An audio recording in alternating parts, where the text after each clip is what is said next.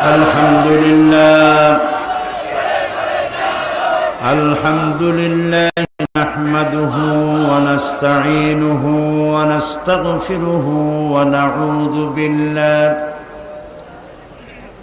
ونعوذ بالله من شرور أنفسنا ومن سيئات أعمالنا من يهد الله فلا مضل له ومن يضلل فلا هادي له ونشهد أن لا إله إلا الله وحده لا شريك له ونشهد أن سيدنا وحبيبنا ومولانا محمدا عبده ورسوله الذي أرسله بالحق بشيرا ونذيرا وداعيا إلى الله بإذنه وسراجا منيرا فقد قال الله تعالى في كلامه المجيد وفرقانه الحميد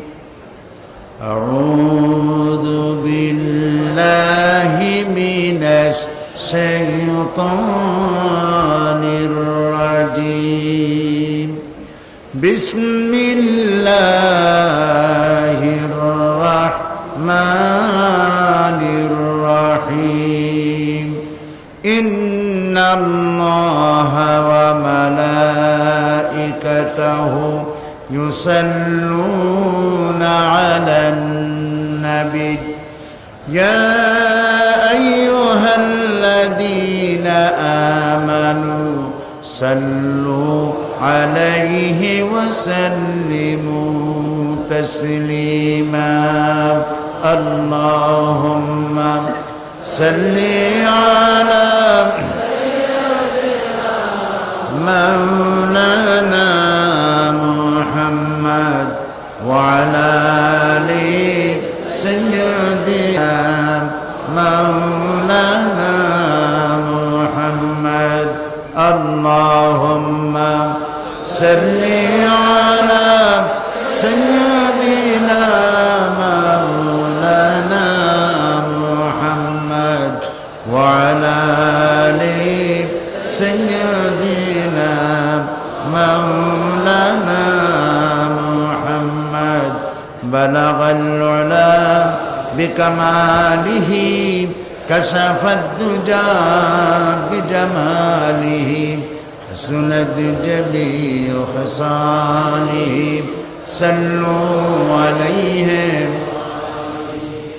ہونا یہ پھول تو بلبل کا ترنم بھی نہ ہو چمن دہر میں کلیوں کا تبسم بھی نہ ہو بلغ العلا بکمالہ کشف الدجى بجمالہ حسنت جمیع خصالہ صلوا علیہ وآلہ জনাব সাহেবে সদর ইসলামী সমাজ কল্যাণ পরিষদের সম্মানিত সভাপতি তাফসিরুল কোরআন মাহফিলের সম্মানিত সভাপতি হযরতুল আল্লাম শেখুল হাদিস মাওলানা শামসুদ্দিন সাহেব মদজুল্লুল আলী আজকের মাহফিলের রৌনক বখশ মেহমান প্রধান অতিথি উপমহাদেশের অলিউল্লাহদের মধ্যে যারা এই উপমহাদেশে দিন প্রচার করেন শিরক এবং বিদআত মুক্ত হয়ে সেই ফুরফুরার বর্তমান গদ্দেনশীন পীর সাহেব হযরত মাওলানা আবুল আনসার মোহাম্মদ আব্দুল কাহার সিদ্দিকী আল কুরাইশি আতালাল্লাহু উমরাহু ওয়া বারাকাল্লাহু ফি হায়াতি মঞ্চে আরো উপস্থিত আছেন আন্তর্জাতিক খ্যাতিসম্পন্ন মুফাসসির কোরআন দেশ বরেণ্য আলেমে দ্বীন হযরত মাওলানা ইমদাদুল হক সাহেব হাজারাত উলামায়ে কেরাম উপস্থিত চট্টগ্রাম এবং বাংলাদেশের বিভিন্ন জেলা থেকে আগত পার্শ্ববর্তী দেশ ভারত বার্মা থেকে আগত সম্মানিত ভাইয়েরা, পর্দার আড়ালের মা এবং বোনেরা, সুপ্রিয় সাংবাদিক বৃন্দ, আসসালামু আলাইকুম ওয়া রাহমাতুল্লাহি তাআলা ওয়া বারাকাতুহু। আমরা আল্লাহ সুবহানাহু ওয়া তাআলার দরবারে লাখো কোটি শুকর আদায় করি যে মহান আল্লাহ তাবারক ওয়া তাআলা আমাদেরকে আজ চট্টগ্রাম ইসলামী সমাজ কল্যাণ পরিষদ কর্তৃক আয়োজিত তাদের 25তম বার্ষিক তাফসীর ও কোরআন মাহফিলের আজকের এই চতুর্থ দিবসে আমাদেরকে উপস্থিত হওয়ার তৌফিক এনায়েত করেছেন। সেই মনিবের দরবারে শুকরগুজার হচ্ছি। আমরা সকলে পড়ছি আলহামদুলিল্লাহ। মহব্বতের সাথে সবাই পড়ি আলহামদুলিল্লাহ। রব্বানা লাকাল হামদ হামদান কাসীরান তাইয়্যিবান মুবারাকান ফীহি ইয়া রাব্বি লাকাল হামদু কামা ইয়ানবাগি লিজালালি ওয়াজহিকা ওয়া আযীমি সুলতানিকা। আমরা আমাদের রব্বুল আলামিনের দরবারে শুকরিয়া আদায় করে নিলাম। তিনি দয়া করে আমাদেরকে মাহফিলে আসতে দিয়েছেন। আবারও বলি আলহামদুলিল্লাহ। এখানে ওলামা হাজারাত তারা ওয়াজ করেছেন, গত 3 দিন করেছেন, আজও করেছেন, এবং আমাদের পীর সাহেব হুজুর অল্প কথার মধ্যে ঈমান আফরোজ কথা তিনি বলেছেন। শিরক এবং বিদআত থেকে মুক্ত হওয়ার জন্যে তিনি আমাদেরকে নসিহা করেছেন। আল্লাহ তাআলা এই নসিহাগুলি আমাদেরকে আমল করার তৌফিক এনায়েত করুন এবং তাকে আল্লাহ পাক হায়াতে তাইয়্যিবা সেহাতে কুল্লিয়া বানান। এবং আজকের এই বিশাল তাফসীরুল কোরআন মাহফিল থেকে দিল থেকে দোয়া করি, আমাদের দেশে যত পীর সাহেবান আছেন আল্লাহ তাআলা তাদের সকলকেই শিরক এবং বিদআত মুক্ত হয়ে সহিহ তাওহীদ এবং সুন্নাহ প্রতিষ্ঠার জন্য জান মাল কোরবানি করার তৌফিক দান করুন। প্রিয় ভাই সব, আমরা গত 3 দিন আলোচনা করেছি কোরআনের। এর আগে তো কথা বলেছি গত 24 বছর এই মঞ্চে। এর আগে তো কথা বলেছি অন্তত 40 বছর পার হয়ে গিয়েছে। ওলামায়ে কেরামরা বলেছেন আমি সকলের মধ্যে ছোট্ট, নগণ্য। লোকেরা আমাকে মুফাসসিরে কোরআন বলে, কিন্তু আমি নিজেকে কোনো মুফাসসিরে কোরআন মনে করি না। আমি মনে করি কোরআন শরীফের তাফসীরের নগণ্য খাদিম, তাফসীরের ছাত্র, কোরআনের ছাত্র। বুঝতে চেষ্টা করি, বুঝাবার চেষ্টা করি। হতে পারে তার মধ্যে কোনো ভুল যদি হয়ে যায়, আমি মানুষ, সেজন্য বিনীতভাবে আল্লাহর কাছে ক্ষমা চাই। এবং ভুল কথা যদি কিছু বলে থাকি, আল্লাহ যেন শ্রোতাদের দিল থেকে, জেহেন থেকে, স্মৃতি থেকে তা যেন মিটায় দেন। আর যে হক কথা যা আল্লাহ বলিয়েছেন তা যেন দয়া করে আমাকে আমল করার তৌফিক আগে দেন, এবং তারপরে যারা শুনেছেন তাদেরকেও যেন আল্লাহ তাআলা আমলের তৌফিক এনায়েত করেন। কিন্তু বলার কোনো শেষ নাই। কোরআন এক বিশাল অতলান্তিক মহাসমুদ্র। আটলান্টিক অথবা প্রশান্ত মহাসাগরের তলদেশ স্পর্শ করা তো মানুষের জন্য অবশ্যই সাধ্যের মধ্যে, কিন্তু কোরআনের তলদেশ স্পর্শ করা মানুষের জন্য দুঃসাধ্য। কিয়ামত পর্যন্ত এটা চলতে থাকবে, এর কোনো শেষ নাই। এবং এই কোরআন সূরা আর-রহমান থেকে আমরা আলোচনা করেছিলাম, নিশ্চয়ই মনে আছে আপনাদের। কি বলেন, মনে আছে না?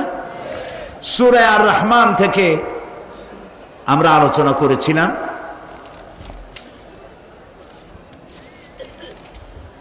কিন্তু শেষ করা তো সম্ভব নয়। বিশেষ করে আর রহমানের ব্যাখ্যা আমি দিতে পারি নাই, কোরআনের মধ্যেই হারায় গিয়েছি। আসুন তেলাওয়াত করি, শয়তানের ওয়াসওয়াসা থেকে আল্লাহর কাছে পানা চেয়ে নিয়ে শুরু করি। পড়েন, আউযু বিল্লাহি মিনাশ শাইতানির রাজিম। বিসমিল্লাহির রাহমানির রাহিম।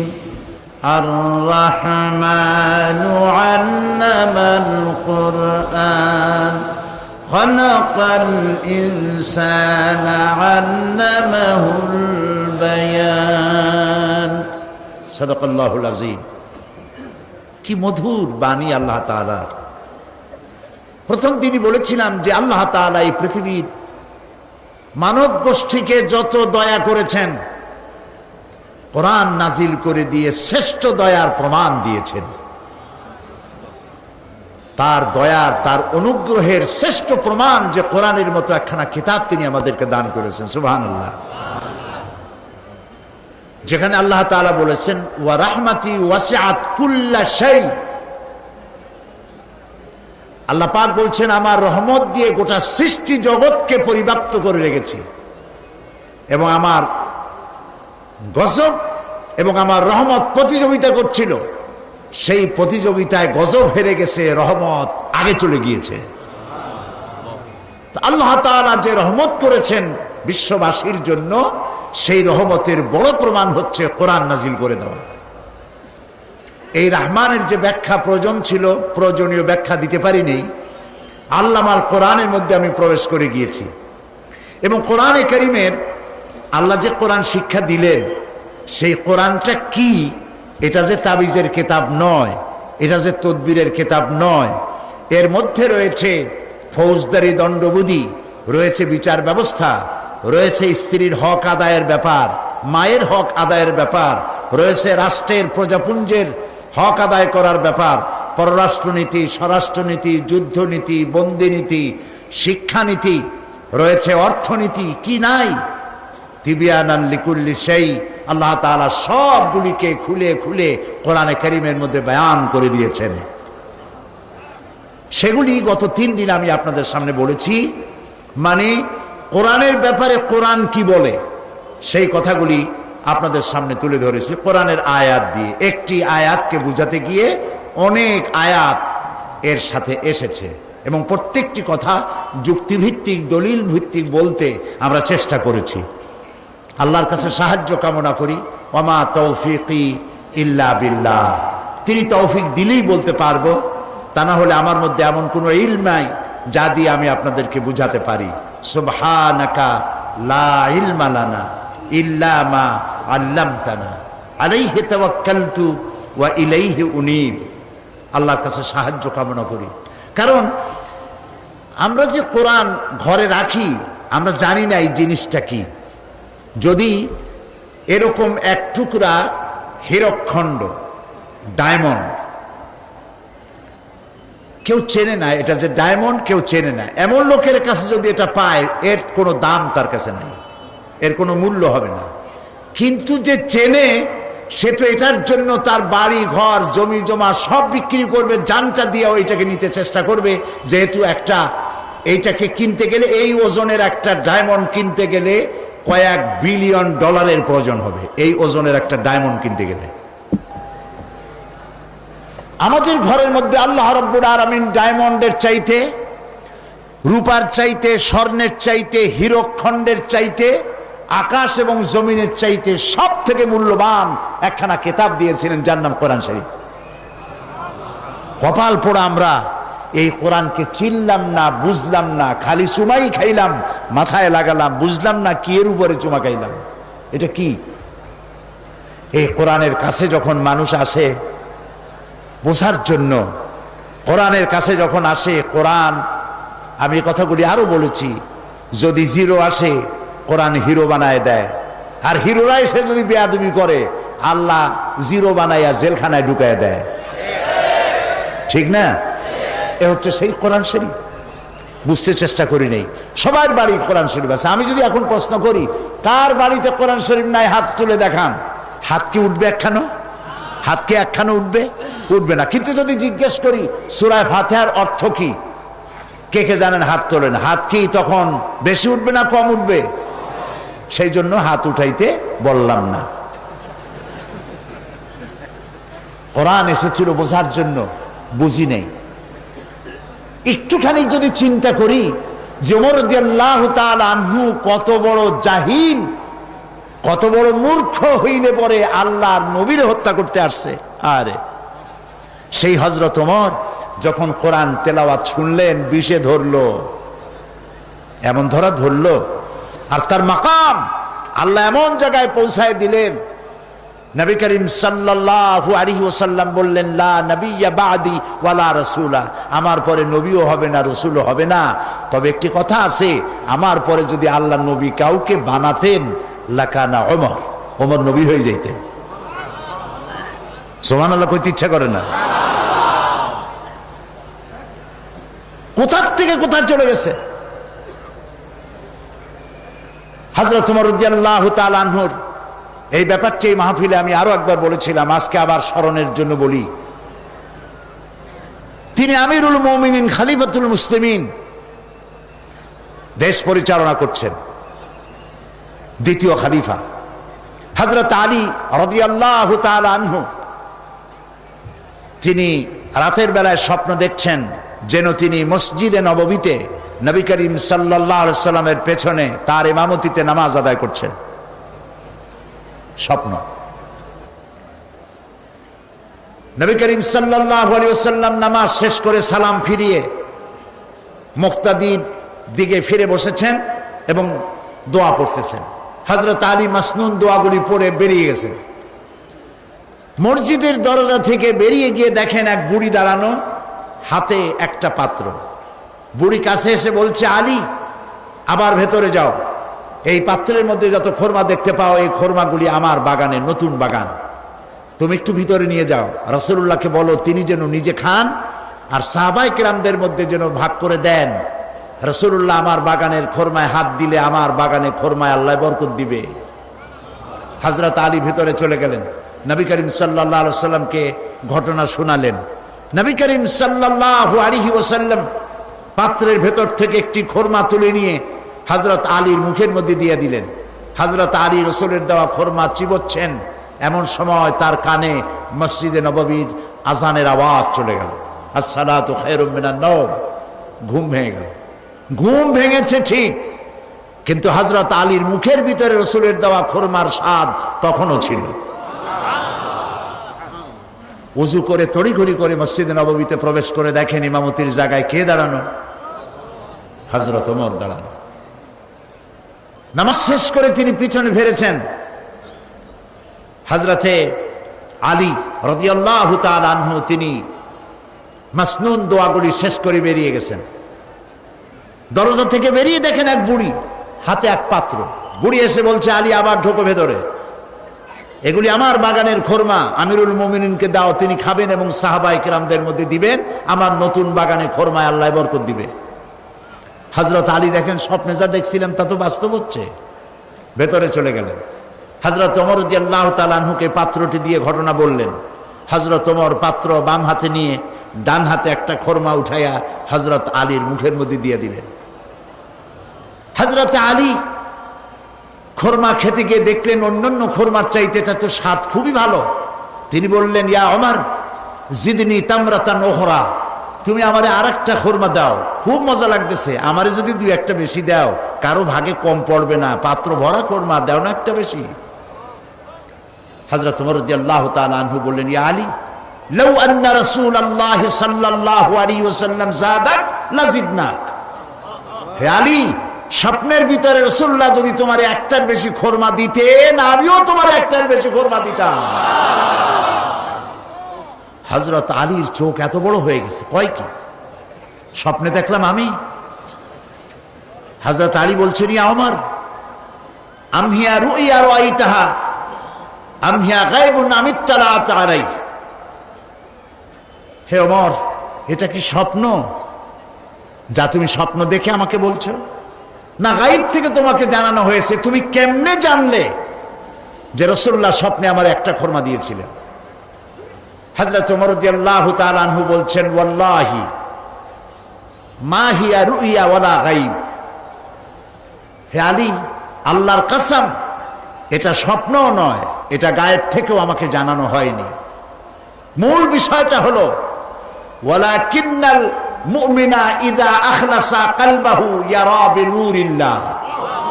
মূল কথা হলো একটি মানুষ যখন পা থেকে মাথা পর্যন্ত আল্লাহর জন্য হয়ে যায় তখন সে আল্লাহর সাহায্যই দেখতে পায়। হযরত ওমর রাদিয়াল্লাহু তাআলা আনহু কোথায় ছিলেন আর আল্লাহ তাকে কোথায় উঠায় দিলেন? এই কোরআনের বরকতে। সুবহানাল্লাহ বলুন। এই কোরআনের বরকতে। সেই কোরআন আমাদের প্রত্যেকের ঘরে আছে, কিন্তু কোরআন থেকে কিছুই নিতে পারলাম না। আরে কিছুই নিতে পারলাম না। সম্মানিত ভাইয়েরা, আমি কোরআনে কারীমের এই আলোচনাগুলি গতকাল বা গত 3 দিন কোরআনের ব্যাপারে আল্লাহ কি বলেছেন সেই কথাগুলি আপনাদের সামনে তুলে ধরেছি। আজকে বলবো আল্লাহ তাআলা যে বলছেন আল্লাহ আল্লামাল কোরআন, আর রহমানু আল্লামাল কোরআন, তিনি দয়াবান মেহেরবান, যার জন্য তিনি কোরআন তোমাদেরকে শিখাইছেন। সুবহানাল্লাহ বিহামদিহি। মুহাব্বতের সাথে বলি সুবহানাল্লাহ। তিনি তোমাদেরকে কোরআন শিখিয়েছেন। মহাগ্রন্থ আল কোরআন বিশেষ কোনো জাতি বা গোষ্ঠীর জন্য পৃথিবীতে প্রেরিত হয়নি। কোরআন এসেছে বিশ্বজোড়া মানব মণ্ডলীর জন্য। এর জন্য কোনো যুগ মাহদুদ, যুগের জন্য মাহদুদ নয়, কোনো শতাব্দীর জন্য মাহদুদ নয়, কোনো গোষ্ঠী বর্ণ এদের জন্য মাহদুদ নয়। হুদাল লিন্নাস হাদা বায়ানুল লিন্নাস। এটা এসেছে গোটা পৃথিবীর মানব গোষ্ঠীর জন্য। এই হিসেবে কোরআন সকল যুগেই সকল যুগের মানুষের জন্য আল্লাহ তাআলা সজীবতায় পরিপূর্ণ করে রেখেছেন।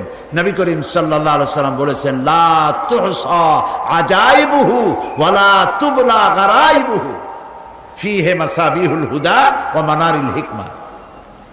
আল্লাহর নবী বলেন লা তুহসা আজাইবুহু, এই কোরআনে কারীমের আশ্চর্যকারিতার বিস্ময়কারিতার কোনো শেষ হবে না। কিয়ামত পর্যন্ত কোরআন মানুষের কাছে বিস্ময় হয়ে থাকবে, মহাবিশ্বের মহাবিস্ময় হয়ে থাকবে। ওয়ালা তুবলা গারাইবুহু, আর কোরআন কোনোদিন পুরাতন হবে না, জীর্ণ হবে না। কোনোদিন মানুষের একথা মন বলবে না আর শুনতে ইচ্ছে করে না। হয়েছে কখন আপনাদের? যত তেলাওয়াত হয় কোনোদিন মন বলে যে না আর পারি না, আর সহ্য হয় না, শুনতে পারি না। এই যে সূরা ফাতিহা দিয়ে নামাজ পড়ি, ফরজ ওয়াজিব সুন্নত নফল, যারা 5 ওয়াক্ত নামাজের সাথে নামাজগুলিও যারা পড়েন তাদের কমসে কম 24 ঘন্টায় 40 বার সূরা ফাতিহা পড়তে হয়, 24 ঘন্টায়। কিন্তু মন কোনোদিন বিরক্ত হয়েছে? বলেন বিরক্ত হয়েছে? হয়নি। কারণ এটা কার কালাম? আমার আল্লাহর বাণী। সুবহানাল্লাহ বলেন। এটা আমার আল্লাহর বাণী, কোনোদিন পুরাতন হবে না, জীর্ণ হবে না, শুনতে ইচ্ছে করে না, এ ধরনের মনোভাব সৃষ্টি হবে না। সুবহানাল্লাহ। ফিহি মাসাবিহুল হুদা, এটা হচ্ছে হেদায়েতের মশাল। কোরআন হচ্ছে হেদায়েতের মশাল। পীর সাহেব হুজুর খুব সুন্দর কথা বলেছেন। পীর সাহেব যা বললেন সেটাই মানতে হবে, এটি হচ্ছে গোমরাহি। পীর সাহেবের ওই কথাই মানতে হবে যে কথা কোরআন এবং হাদিস অনুযায়ী হয়। এর বাইরে কোনো কথা মানব না। যা কোরআনে নাই, যা হাদিসে নাই, তা মানি না, মানি না, মানি না। এর নাম ঈমান। এর নাম কি? ঈমান। সুতরাং হেদায়েতের সুউচ্চ মশাল এটি। এই জন্য আমার মুরব্বী কি বললো, আমার পীর কি বললো, এটা আমি গ্রহণ করব না ততক্ষণ যতক্ষণ আমি না পাই যে কোরআন হাদিসের সাথে এই কথার মিল আছে কিনা। বুঝে আসছে কিনা ভাই?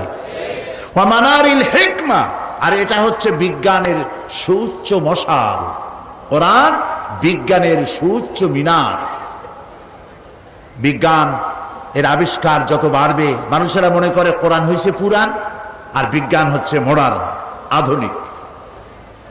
আমার দৃষ্টিতে, আমি আমার যদ্দূর অবজারভেশন, আমার যদ্দূর রিডিং, পৃথিবী ঘুরে বিজ্ঞান পড়ে বিজ্ঞান জেনে আমার যদ্দূর ধারণা হয়েছে, সেটা হলো এই: বিজ্ঞান যত নতুন নতুন আবিষ্কার করবে, বিজ্ঞান যত নব নব আবিষ্কার দিয়ে পৃথিবীকে চমৎকৃত করবে, ততই বিজ্ঞানীরা কোরআনের সামনে এতিমের মতো, কাঙ্গালের মতো, ভিক্ষুকের মতো দুই হাত পেতে দাঁড়িয়ে থাকবে ইলা ইয়াউমিল কিয়ামা, কিয়ামত পর্যন্ত। কারণ বিজ্ঞানীদের কথা আর কোনো কথার সাথে কোনো কথার মিল নাই, উল্টাপাল্টা হয়ে যায়, কিন্তু কোরআনের সব কথার মিল আছে। সুবহানাল্লাহ। এই জন্য আল্লাহর নবী বলেছেন, এই কোরআন শুধু মানুষ নয়। আমি যখন জিন সম্প্রদায়ের সামনে যখন আমি কোরআন তেলাওয়াত করেছি, তখন জিন সম্প্রদায় একথা না বলে পারে নাই, ইন্না সামি'না কুরআনান আজাবা, আমরা একটা আশ্চর্য ধরনের কোরআন শুনেছি। কারা বলছে বলুন তো? জিন সম্প্রদায় বলছে আমরা আশ্চর্য ধরনের কোরআন শুনেছি। ওই সব জিন যাদের বয়স 1000 বছর, 1500, 2000, 2500 বছর বয়স, যারা তাওরাত শুনেছে, জাবুর শুনেছে, ইনজিল শুনেছে, তারা বলছে ইন্না সামি'না কুরআনান আজাবা, আশ্চর্য কোরআন শুনেছি। ইয়াহদি ইলা রুশদি ফাআমান্না বিহ, এই কোরআন যখন শুনলাম, কোরআন এমন কিতাব যে কোরআন যে শুনে কোরআন তাকে হেদায়েতের রাস্তা দেখায় দেয়। আমরা কোরআন শুনলাম আর ঈমান আনলাম। আল্লাহর নবী বলেন, জিন সম্প্রদায়ের সামনে আমি যখন কোরআনে কারীমকে তেলাওয়াত করেছি, কোরআনের তেলাওয়াত তারা আমার মুখে শুনে মোটেও দেরি করে নাই, তারা পড়েছে লা ইলাহা ইল্লাল্লাহু মুহাম্মাদুর রাসূলুল্লাহ। জোরে পড়েন লা ইলাহা ইল্লাল্লাহ, লা ইলাহা ইল্লাল্লাহ, লা ইলাহা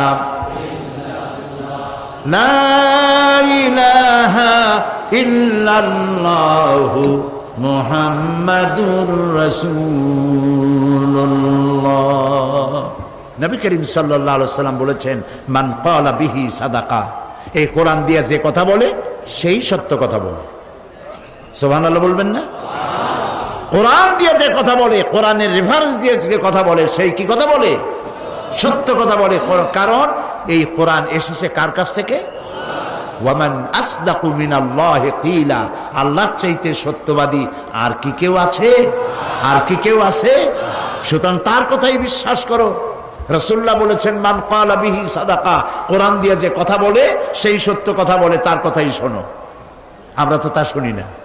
কোথার নেতা, কোথার কি এসে দাঁড়ায় বলল, ভাইয়ের আমার, বোনের আমার, মানুষ সব শুনলো আর মানলো, দৌড়াইলো আর মরল। এই জন্য কথা শুনতে হবে ওই সব মানুষদের যারা কোরআনের রেফারেন্স দিয়ে কথা বলেন। কোরআনে কি আছে, সেই হাদিসে কি আছে, যারা কোরআন দিয়ে কথা বলে সত্য কথা বলে। ওয়ামান আমিলা বিহি উজরা, আর যারা এই কোরআন পড়বে, আমল করবে, তাদেরকে পুরস্কৃত করা হবে ফিদ দুনিয়া ওয়াল আখিরা, দুনিয়াও পুরস্কার পাবে, আখিরাতেও পুরস্কার পাবে। দুনিয়ার পুরস্কারটা কি?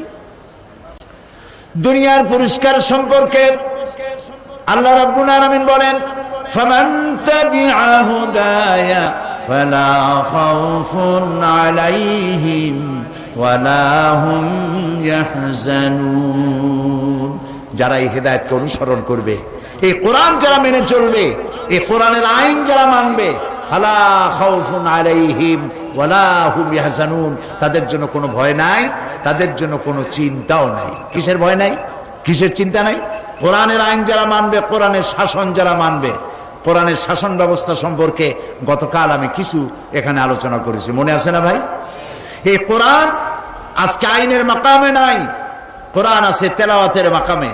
কোরআন শুধু তেলাওয়াতের জন্য আসে নাই, ইমপ্লিমেন্টের জন্য আসছে। কোরআন প্রয়োগ হবে, কোরআনের আইন দিয়ে দেশ চলবে। যদি কোরআনের আইন দিয়ে দেশ চলে, ফালা খাউফুন আলাইহিম, তোমাদের জন্য কোনো ভয় থাকবে না। কি এর ভয়? মানুষের ভয় হলো চুরির ভয়, ডাকাতির ভয়, জেনার ভয়, হত্যার ভয়, চাঁদাবাজির ভয়, সন্ত্রাসের ভয়, ধর্ষণের ভয়। এই যে ভয়গুলি জাতি, ধর্ম, দলমত নির্বিশেষে আসে, কোরআনের আইন যদি মানো, ফালা খাউফুন আলাইহিম, কোনো ভয় নাই। সুবহানাল্লাহ। ওয়ালা হুম ইয়াহজানুন, আর কোরআনের আইন মেনে যদি চলো, তাহলে কোনো চিন্তাও থাকবে না। কি এর চিন্তা থাকবে না? মানুষের সাধারণত চিন্তা হয় খাওয়া, পড়া, শিক্ষা, চিকিৎসা, বাসস্থান, মানুষের ফান্ডামেন্টাল রাইটস, এই মৌলিক অধিকারের গ্যারান্টি দেয় কোরআন। যদি কোরআনের আইন মানো, দেশ দেশে যদি কোরআন দিয়ে দেশ শাসন করা হয়, তাহলে এখানে দুনিয়ায় পাবে শান্তি, আখিরাতে পাবে জাহান্নাম থেকে মুক্তি। এটা হলো পৃথিবীর শান্তি, আল্লাহ তাআলা দিবেন যদি কোরআন মানে। আর যদি কোরআন মেনে জীবন চালাও, তাহলে পরকালেও শান্তি আছে। পরকালে কি আছে এই ব্যাপারে আল্লাহ রাব্বুল আলামিন নবী বলেন, মান ক্বারাআল কুরআনা ফাস্তাজহারাহু ফাহাল্লা হালালাহু ওয়া হাররামা হারামাহু আদখালাহুল্লাহুল জান্নাহ। যে ব্যক্তি কোরআন পড়বে আর কোরআন বুঝে আমল করবে, হালালকে হালাল জেনে চলবে, হারামকে হারাম জেনে চলবে, আর কোরআন প্রতিষ্ঠার আন্দোলনে ঝাঁপিয়ে পড়বে, আল্লাহ রাব্বুল আলামিন বলেন কিয়ামতের দিন আল্লাহর নবী বলেন তাকে আল্লাহ তাআলা জান্নাতে প্রবেশ করাবেন, তার জান্নাত দিবেন এবং তাকে বোনাস দেওয়া হবে। ওয়াশাফাহু ফি আশারাতিন মিন আহলি বাইতিহি কুল্লুহুম কাদ ওয়াজাবাত লাহুন নার।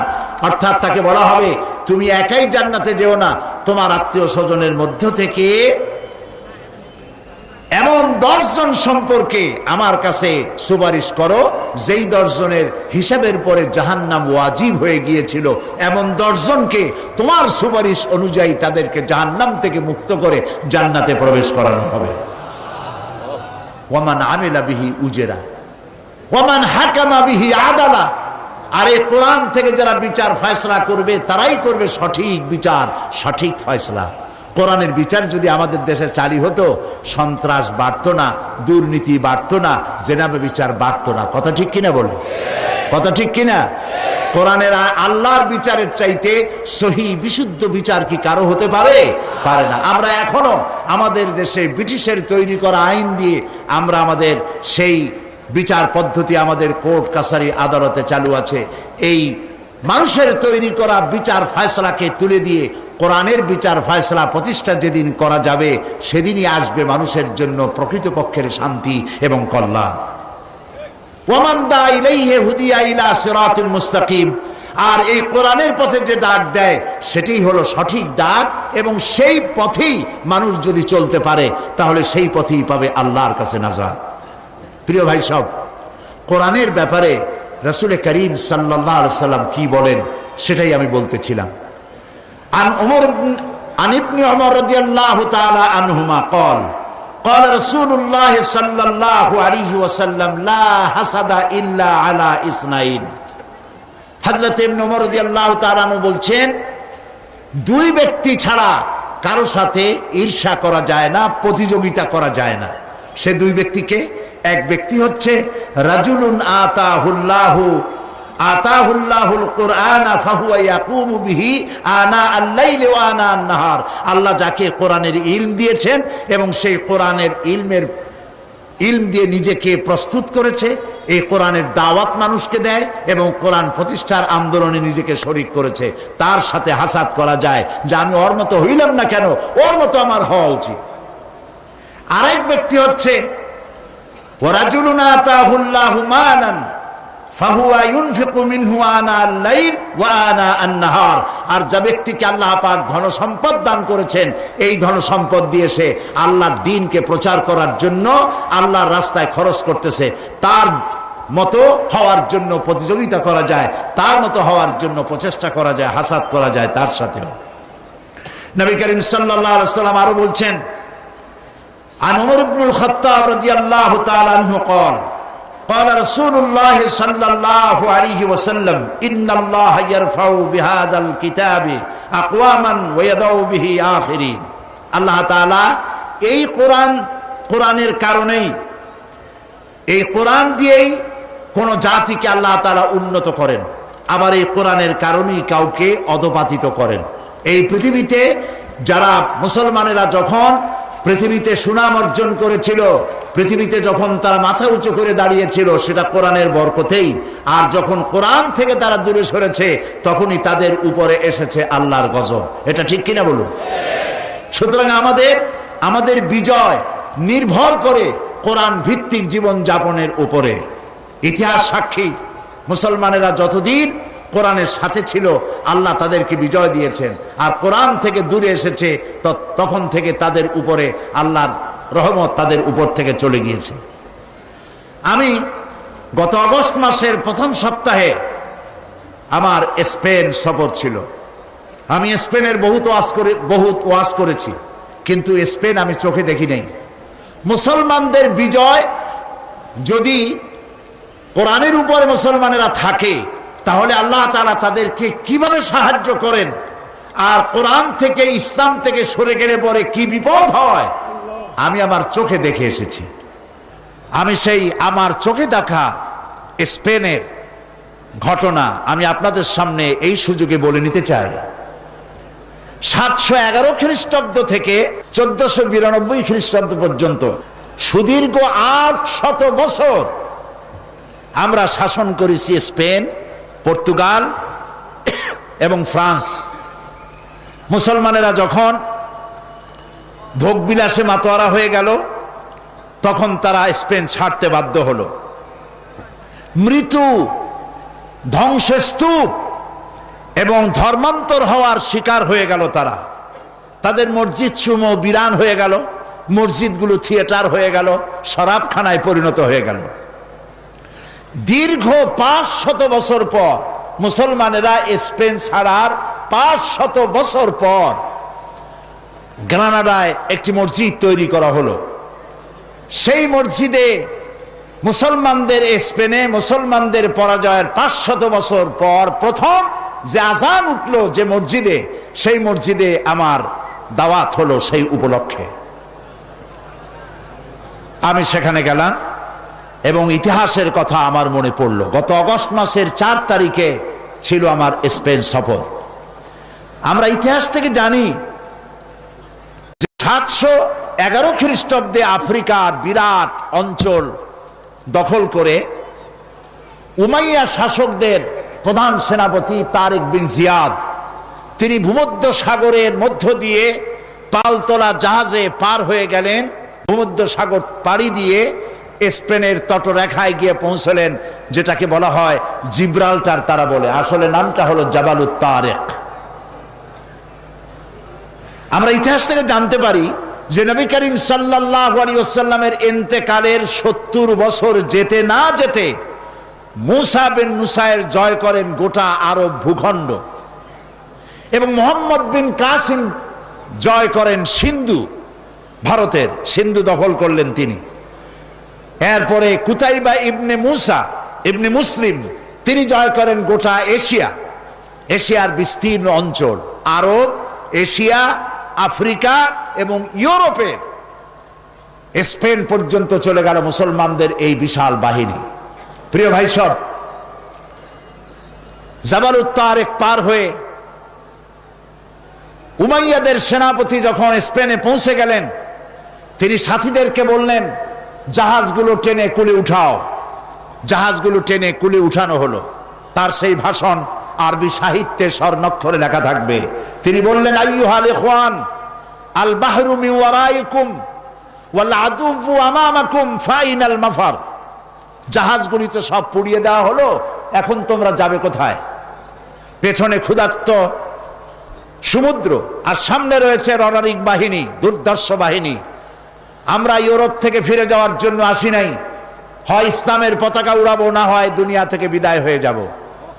সেনাবাহিনী রাজি হয়ে গেল, শুরু হয়ে গেল যুদ্ধ, এবং এই যুদ্ধে আল্লাহ রাব্বুল আলামিন মুসলমানদেরকে বিজয় দান করলেন। পুরা স্পেন দখল হলো, পর্তুগাল দখল হলো, পুরা ফ্রান্স দখল হয়ে গেল মুসলমানদের। মুসলমানেরা সেখানে স্কুল, কলেজ, বিশ্ববিদ্যালয়, মাদ্রাসা ইত্যাদি তৈরি করলেন। সেখানে বড় বড় মুফাসসির তৈরি হয়ে গেলেন। আল্লামা কুরতুবীর মতো মানুষ, কর্ডোবায় বাড়ি ছিল, সেজন্য কুরতুবী বলা হয়। তাফসীর প্রেমিক আলেমদের কাছে তাফসীরে কুরতুবী 1000 বছর পরে আজও প্রিয়।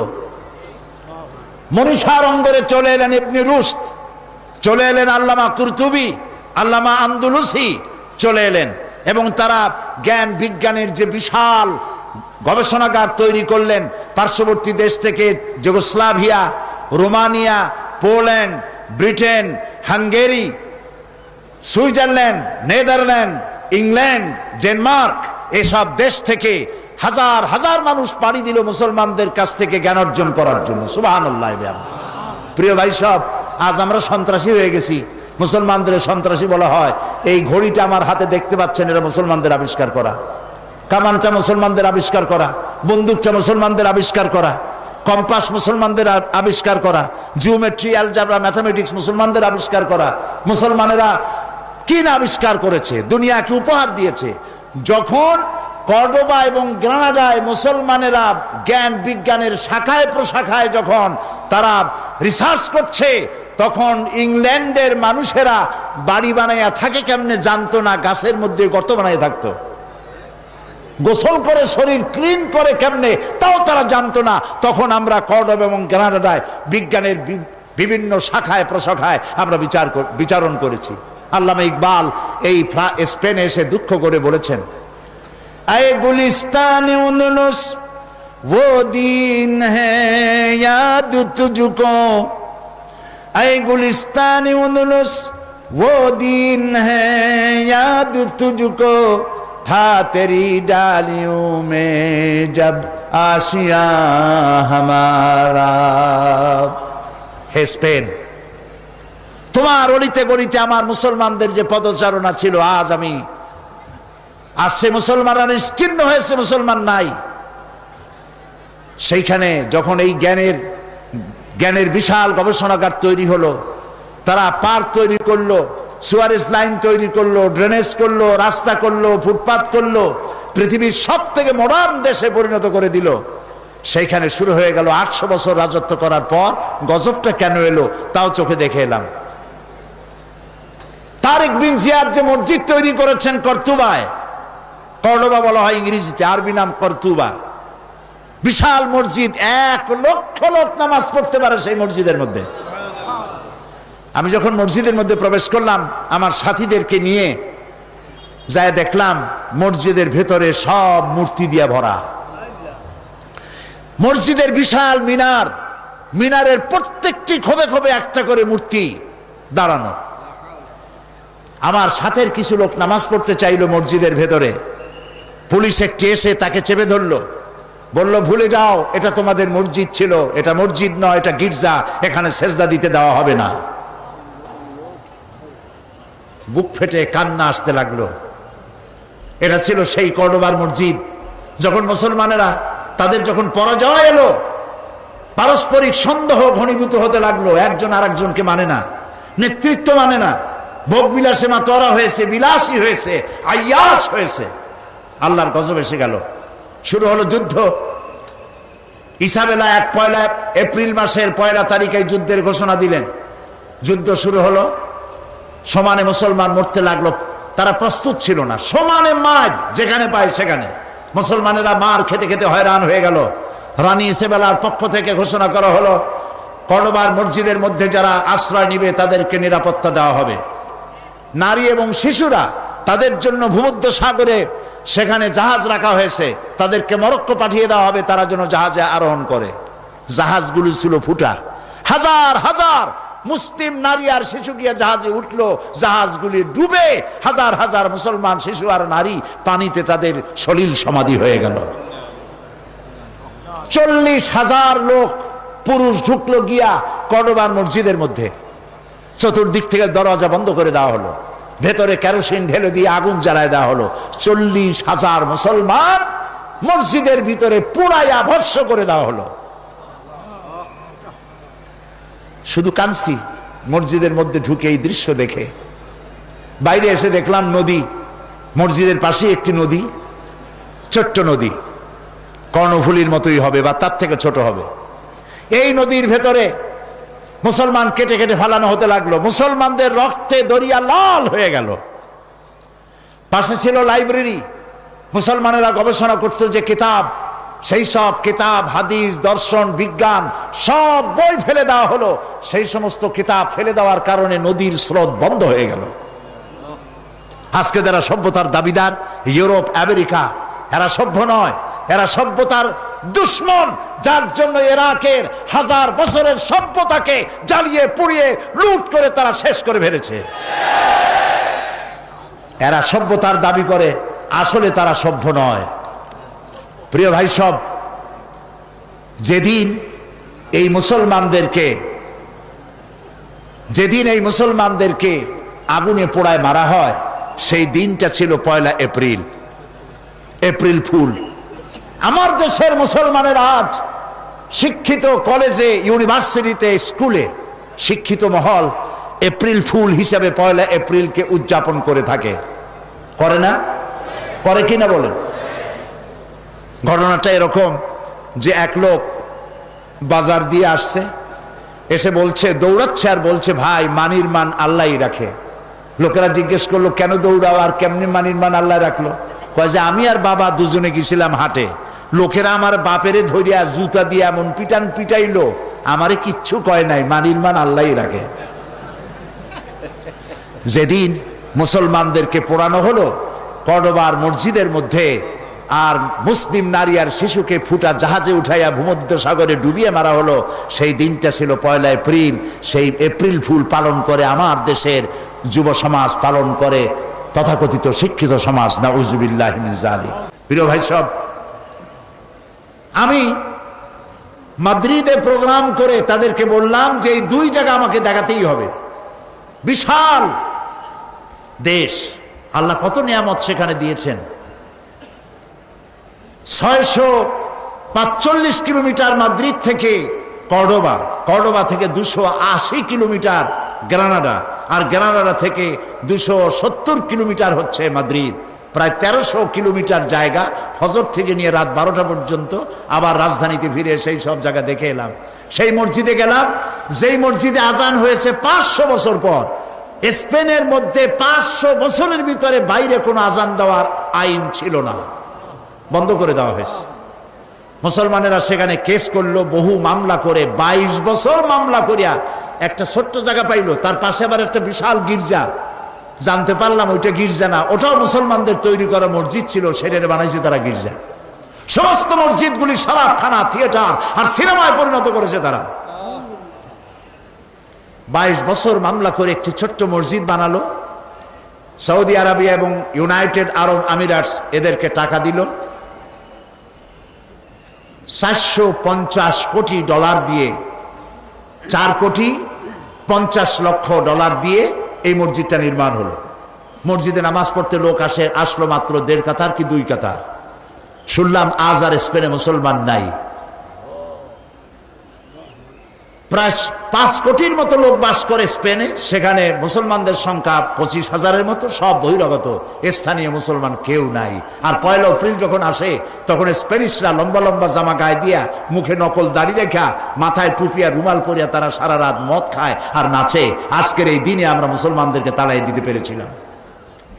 প্রিয় ভাই সব, আজকে সেই মুসলমানদের যে বিরাট পতন হলো, সেই পতনের কারণ ছিল কোরআন শরীফের দাওয়াত দেওয়া থেকে, তাওহীদের দাওয়াত থেকে তারা নিজেদেরকে দূরে সরিয়ে ফেলেছিল।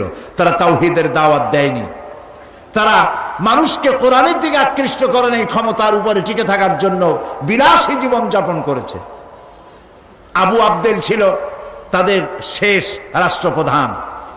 যখন যুদ্ধ শুরু হলো সে দৌড়াচ্ছিল, তার মায়ের কাছে গিয়ে কাঁদতেছিল। মা বলল, তোমার বাবারা, তোমার বাপ দাদারা এই দেশ দখল করেছিল বুকের রক্ত দিয়া, আর তুমি বুকের রক্ত দিয়ে এ দেশকে রক্ষা করতে পারলে না। এই নাও আমার হাতের চুড়ি, হাতের চুড়ি পরিয়া আফ্রিকার জঙ্গলে গিয়ে পালায় যাও। আমার জন্য খুব ভালো হতো যদি তোমার মুখ আমি না দেখতে পারতাম আমার মরার আগে। প্রিয় ভাই সব, এ ছিল মুসলমানদের করুণ ইতিহাস। কিন্তু মুসলমানদের মূল ইতিহাস ছিল যে কোরআন যখন এসেছিল, আল্লাহ তাআলা বলেছেন, قد جاءكم من الله نور وكتاب مبين। আমি আল্লাহর পক্ষ থেকে তোমাদের জন্য এসেছে আলো। আমি তোমাদেরকে একটা আলো দিয়েছি। ওয়া কিতাবুম মুবিন, আর সুস্পষ্ট একখানা কিতাব আমি তোমাদেরকে দিয়েছি। এখন যে আলো দিলাম সে আলোর নাম হলো মুহাম্মাদুর রাসূলুল্লাহ সাল্লাল্লাহু আলাইহি ওয়াসাল্লাম। আর কিতাব হচ্ছে এই কোরআন শরীফ। এই 2টা জিনিস দিলাম। আর নবী করিম সাল্লাল্লাহু আলাইহি ওয়াসাল্লাম যখন ইন্তেকাল করেন তখন তিনি বলে গিয়েছিলেন, তারাকতু ফীকুম আমরাইন, 2টো জিনিস আমি তোমাদের জন্য রেখে গেলাম। একটা হলো কিতাবুল্লাহ, আর একটা কি? রাসূলের সুন্নত, এই দুটি জিনিস রেখে গেলাম। এই কোরআনকে যদি তোমরা মেনে চলো, এই কোরআনের অনুসরণ অনুকরণ যদি করো, তাহলে তোমাদেরকে কেউ গোমরাহ করতে পারবে না। সুতরাং আজকে যদি পৃথিবীতে মুসলমান বেঁচে থাকতে চায়, তাহলে এই কোরআন নিয়ে বাঁচতে হবে। যদি বাঁচতে চায়, কোরআন নিয়ে বাঁচতে হবে। কোরআন ছাড়া মুসলমানদের কোনো অস্তিত্ব থাকবে না। মাছ যেমন পানি ছাড়া বাঁচতে পারে না, মুসলমান তেমন কোরআন ছাড়া বাঁচতে পারে না। কোরআনে কারিমে তাই বলেছেন, আর রহমানু আল্লামাল কোরআন, আমি দয়া করে তোমাদেরকে কোরআন শিখিয়েছি।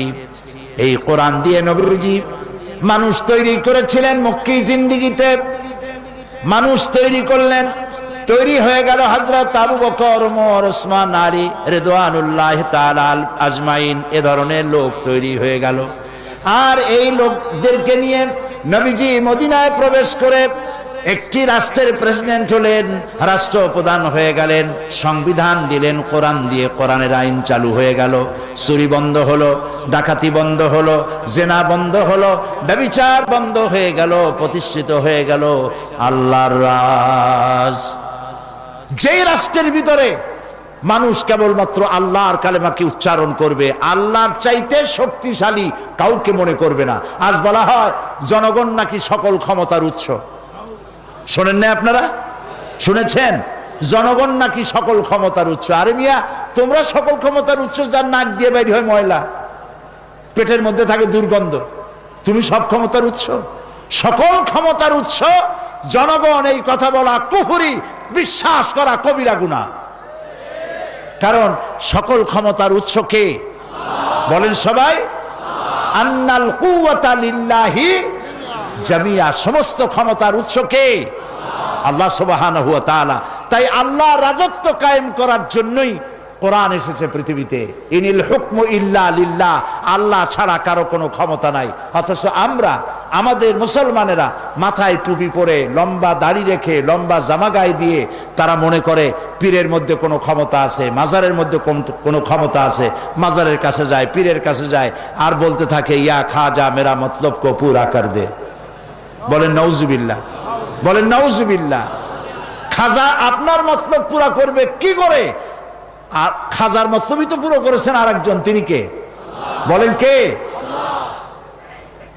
সন্তান না হলে পরে এই যে আকীদা, কত কথা আমরা এখানে কোরআন থেকে কত কথা বলেছি। আকীদা দোষ যদি করা না যায়, তাহলে আল্লাহর কাছে কিয়ামতের দিন কোনো নাজাত পাওয়া যাবে না। আজকে মানুষেরা চিন্তা করছে, এই যে পত্র পত্রিকায় প্রায় আসে, অমুক পীরের কাছে যান, অমুক জায়গায় যান, হাত দেখান, আপনার রোগ ভালো হবে, ছেলে মেয়ে হবে। আমি দেখেছি এই যে হযরত বায়জিদ বুস্তামি রহমতুল্লাহ আলাইহের এখানে একটা মাজারের কথা বলা হয়, কিন্তু ইতিহাস বলে না যে এখানে তার মাজার আছে। ঠিক কিনা? এইখানে মুসলমান কোথায় নেমে গেছে যে এইখানে মুসলমানেরা কোরআন যার ঘরে আছে, কোরআন থেকে তাওহীদ শিখলো না, ওখানে গিয়ে কচ্ছপগুলির পায়ে হাত দিয়ে চুমা খায়, কচ্ছমের কদমবুসি করে। এগুলি আমার নিজের চোখে দেখা, আন্দাজে কথা বলি না। গাছে দেখছি, বহুত দূর থেকে একটা গাছ দেখলাম, পুকুরটার পাড়ে একটা কয়েকটা গাছ আছে, একটা গাছে দেখলাম দূরের থেকে অনেক, মনে হলো যে অনেক ফল। ভাবলাম এটা কি গাছ, এত ফল হলো কেমনে? কাছে গিয়ে দেখি ইট পাথর এগুলি সব ঝুলাই রাখছে, অসংখ্য ইট পাথর ঝুলানো। জিজ্ঞেস করলাম এগুলি কি? কয় যে মানুষেরা মানত করে বেঁধে গেছে, বিশেষ করে মেয়ে লোকেরা। কি কিসের মানত? কয় যে এগুলি হচ্ছে এই যাদের বাচ্চা কাচ্চা হয় না, তো তারা এখানে মনে করে যে এই যে একটা ভার জিনিস, পাথর ইট বেঁধে গেলাম, এগুলি যেমন ভার, এটা বেঁধে যাওয়ার পর আস্তে আস্তে পেটের মধ্যে ভার হইতে হইতে বাচ্চা হয়ে যাবে। নাউযুবিল্লাহি মিন যালিক। বলি নাউযুবিল্লাহি মিন যালিক। জেহালাত কাকে বলে? জেহালাত কাকে বলে? পত্রিকায় দেখলাম হযরত শাহজালাল রহমতুল্লাহ আলাইহির মাজারের সব গজাল মাছগুলি মরে গেছে, তাতে নাকি সেখানে কিছু কিছু লোক কান্নায় ভেঙে পড়ছে। কি আশ্চর্য কথা, কি আশ্চর্য কথা। আরে মুসলমান, সন্তান হয় না তো পীর সাহেবকে দিবে? বিশ্বাস করুন, এ কোরআন আমাদের সামনে, বিশ্বাস করুন, কোন মৃত পীর, কোন জীবিত পীর মানুষকে সন্তান দিতে পারে না, পারে না, পারে না। এটা ঈমান হওয়া উচিত। এটা পড়েন, কোরআন শরীফ পড়েন, কলিজা সাফ হবে। বলেন আলহামদুলিল্লাহ। সূরা আলে ইমরান পড়েন, সূরা আলে ইমরান পড়েন। সেখানে দেখুন হযরতে জাকারিয়া আলাইহিস সালাম, আল্লাহর কাছে সন্তান চাইছেন। কার কাছে চাইছেন তিনি? কোন খাজা বাবার কাছে গেছে? হযরত ইব্রাহিম আলাইহিস সালাম সন্তান চাইছেন, কার কাছে চেয়েছে? আল্লাহর কাছে চেয়েছে। হযরত জাকারিয়া আলাইহিস সালাম আল্লাহর কাছে সন্তান কামনা করলেন। আল্লাহ রাব্বুল আলামিনের পক্ষ থেকে ফেরেশতা জানায় গেলেন, হে জাকারিয়া, আল্লাহ তোমাকে সুসংবাদ শোনাচ্ছেন, তোমার একটা সন্তান হবে, পুত্র সন্তান হবে। আর সন্তান হওয়ার আগে আল্লাহ রাব্বুল আলামিন তার নাম রেখে দিয়েছেন ইয়াহইয়া। আছে না কোরআন শরীফে? হযরত জাকারিয়া বললেন, এটা কেমনে হবে? আমার বউ তো বুড়ি, আমি তো বুড়া, আর আমার বউ হচ্ছে আকিম, বন্ধা, আমার সন্তান কেমনে হবে? আমরা দুজন বুড়া বুড়ি। আল্লাহ রাব্বুল আলামিন একটা শব্দ দিয়ে জবাব দিয়েছেন, লম্বা কথা বলেন না, একটা শব্দ বলেছেন, কাযালিক, এইভাবেই হবে যেভাবে আল্লাহ চান। সুবহানাল্লাহ। আল্লাহ সন্তান দিবে, সন্তান বানাবেন, বাপের দরকার নাই, খালি একটা মেয়ে লোক হলেই সারলো, সন্তান দিবেন, হয়ে যাবে। হয়েছে না? কে হয়েছে? ঈসা আলাইহিস সালাম। আল্লাহ মানুষ বানাবেন, বাপেরও দরকার নাই, মায়েরও দরকার নাই, খালি কতটুকু মাটি হইলেই সারলো। কারে বানাইছে? বানান নাই আল্লাহ তাআলা। তো সেই আল্লাহ থুই আপনারা জান কই? ফাইনা তাযহাবুন, ফাইনা তাযহাবুন, কোথায় যাচ্ছেন? এখানে ওলামার সমাবেশ হয়েছিল, আলেমদের সমাবেশে আমরা কথা বলেছি। আজকে সেই কথা কোরআনের আলোকে শোনাতে চাই। কোরআন তাবিজের কিতাব নয়, কিসসার কিতাব নয়, গল্পের কিতাব নয়। কোরআন এসেছে আকীদা দুরুস্ত করার জন্য। এক আল্লাহ ছাড়া কারো মধ্যে কোনো শক্তি আছে কেউ কিছু দিতে পারে? মানি না, মানি না, মানি না। আজ কোন পীরকে বলা হয় দিন দুনিয়ার মালিক বাবা অমুক ভান্ডারী, বলেন নাউজুবিল্লাহ, বলেন নাউজুবিল্লাহ। দিন দুনিয়ার মালিক তিনি, আর যিনি মারা গেছেন তিনি কি বলে গেছেন যে আমার নামে এরকম গান তোমরা বানাও? বলেন, বলে গেছে? আজ হিন্দুরা পর্যন্ত সেখানে তার দামে গান বানায়, হিন্দু মুসলমান সব জায়গায় সেজদা দিতেছে। নাউজুবিল্লাহ, বলেন নাউজুবিল্লাহ। ইন্না লিল্লাহি ওয়া ইন্না ইলাইহি রাজিউন। মাজারে পাইছেন কি? মাজারে পয়সা দেন কেন? কেন টাকা দিবেন? কেন পয়সা দিবেন? মাজারে চাদর দিবেন কেন? গম্বুজ চালাবেন কেন? বহুবার বলেছি, প্রাণের আবেগ দিয়ে বলছি, তাফসীর শুনে লাভ কি? যদি নিজেদেরকে ইসলাহ করতে না পারলাম, জান্নাতুল বাকিতে যায় দেখেন নাই কারা শুয়ে আছে? সুবহানাল্লাহ কইতে ইচ্ছে করে না? কারা শুয়ে আছে?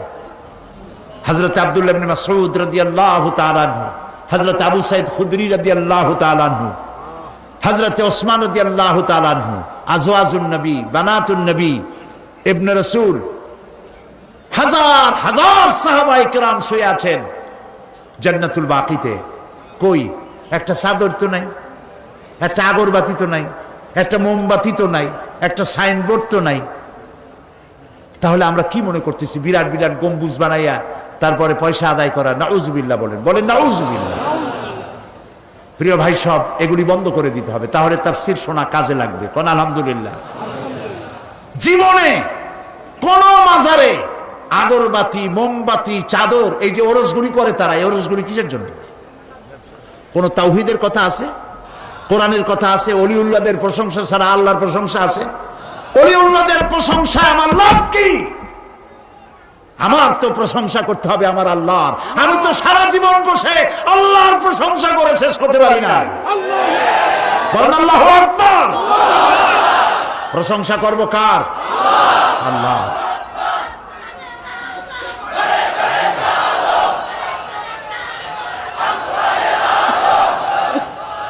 প্রিয় ভাই সব, প্রশংসা হবে আল্লাহ পাকের, প্রশংসা হবে আল্লাহ রসুলের। কোন মাজারের, ওরসের এই সব জায়গায় টাকা দেওয়ার কোনো জরুরত নাই। টাকা দিবেন মাদ্রাসায়, মসজিদে, এতিমখানায়, গরিবদেরকে সাহায্য করবেন, আল্লাহ তাআলা আপনাদেরকে সাহায্য করবেন। বলেন আমিন। প্রিয় ভাই সব, এই শিরক এবং বেদাত থেকে আমাদেরকে মুক্ত হতে হবে। আল্লাহ তাআলা কোরআনে কারীমের মধ্যে বলছেন, وَقَدِمْنَا إِلَى مَا عَمِلُوا مِنْ عَمَلٍ فَجَعَلْنَاهُ هَبَاءً مَنْثُورًا। কিয়ামতের দিন আল্লাহ তাআলা বলেন, আমি যখন বান্দার আমল নামার দিকে যখন মনোযোগী হব, আর সেই আমল নামার ভিতরে যখন দেখতে পাবো, আমল নামার ভিতরে যখন আমি দেখতে পাবো শিরক মিশ্রিত রয়েছে, শিরক মিশ্রিত যদি দেখতে পাই, ফাজআলনাহু হাবাআম মানসুরা, আমল নামাগুলিকে, তাদের আমলগুলিকে আমি ধুলি কণার মতো করে উড়াইয়া দেব। নামাজ, রোজা, হজ, যাকাত দিয়ে কোনো কাজ হবে না। আমলকে সহি করতে হবে, তাওহীদপন্থী হতে হবে, শিরক এবং বেদাত থেকে বাঁচতে হবে। আমরা কি ওয়াদা করতে পারবো যে জীবনে কোন মাজারে 4 পয়সা সাহায্য করব না? সাবর দেব না, আগরবাতি দেব না, মোমবাতি দেব না, গোলাপ পানি দেব না। কারা কারা রাজি হাত উঁচু করে দেখান।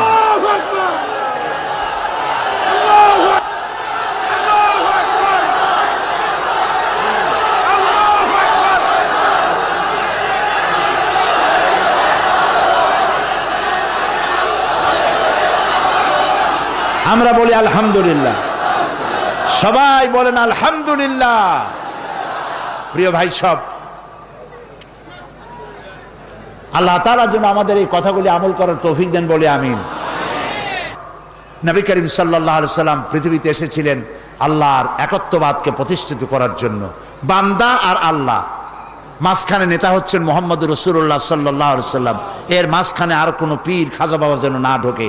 কলিজা থেকে সকল প্রকারের ভয় ভীতি উঠায় ফেলতে হবে। এই কলিজার মধ্যে ভয় থাকবে কার? চিল্লায় বলুন কার? আর এই কলিজার মধ্যে মহব্বত থাকবে কার? আল্লাহ এবং রাসূলের। আল্লাহ এবং রাসূলের। প্রিয় ভাই সব, কোরআনে কারীম সর্বোত্তম ব্যক্তি কে?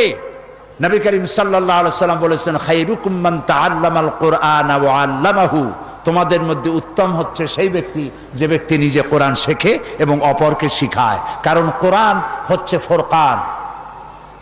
আল্লাহ তাআলা বলছেন, তাবারাকাল্লাযী নাযালাল ফুরকানা আলা আবদিহি লিয়াকুনা লিল আলামিনা নাযীরা। অতীব বরকতপূর্ণ সেই মহান সত্য আল্লাহ রব্বুল আলামিন, যিনি ফুরকান দান করেছেন, আল ফারকু বাইনাল হক ওয়াল বাতিল, এমন কিতাব দান করেছেন যা দিয়ে হক এবং বাতিল, সত্য আর মিথ্যার মধ্যে পার্থক্য সৃষ্টি করা যায়। তার নাম কোরআন শরীফ। কোরআন যদি বুঝতে পারি তাহলে অন্ধকার থেকে আমরা বাঁচতে পারবো। কোরআন যদি বুঝতে পারি জাহালাত থেকে আমরা বাঁচতে পারবো। এই জন্য কোরআন শরীফ ধীরে ধীরে পড়া, বুঝে পড়া এবং সেটাকে আমল করা, এই জন্যই কোরআন নাজিল হয়েছে। নবী করিম সাল্লাল্লাহু আলাইহি সাল্লাম এই কোরআন দিয়ে একটি সমাজ গড়ার জন্য তাকে অনেক পরিশ্রম করতে হয়েছে, রক্ত দিতে হয়েছে, দান মোবারক শহীদ হয়েছে, সাহাবায়ে কেরাম জীবন দিয়েছেন। আর এই কাজে রাসূলকে সহযোগিতা করেছেন সব থেকে বেশি যুবকেরা। কারা করেছে বলুন তো? আজকে তাকায় দেখেন আপনার ডানে আর বামে, আপনার ডানে আর বামে তাকায় দেখেন তো কারা কারা বেশি? যুবকেরা বেশি। নবী করিম সাল্লাল্লাহু আলাইহি ওয়াসাল্লাম বলেছেন, উসিকুম বিশ-শাবাবি খায়রা ফাইন্নাহুম আরাক্কু আফইদা লাকাদ বাআসানি আল্লাহু বিল হানিফিয়্যাতি সামহা ফাহালাফানি আশ-শাবাব ওয়া খালাফানি আশ-শুয়ুখ।